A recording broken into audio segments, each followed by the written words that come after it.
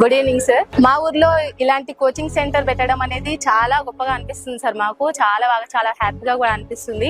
ఎందుకనంటే మేము సిటీకి వెళ్ళి చదివేంత సిచ్యువేషన్ లో లేము.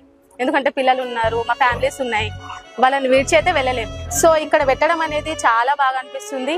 అండ్ వెళ్ళడానికి రావడానికి కూడా మాకు మంచి ఫెసిలిటీ ఉంది. అండ్ చాలా మంది మా ఊర్లో కూడా పెద్ద పెద్ద రాజకీయ నాయకులు కూడా ఉన్నారు. ఇప్పుడు 18 years వచ్చినాయంటే ఓటు గురించి ఆలోచించే మనుషులు కూడా ఉండొచ్చు.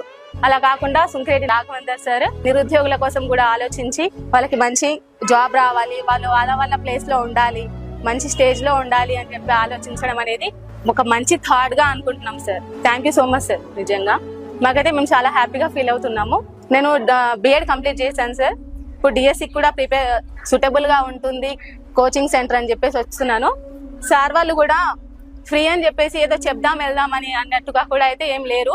చాలా బాగా చెప్తున్నారు. ఈచ్ అండ్ ఎవ్రీ క్వశ్చన్ చాలా బాగా చెప్తున్నారు.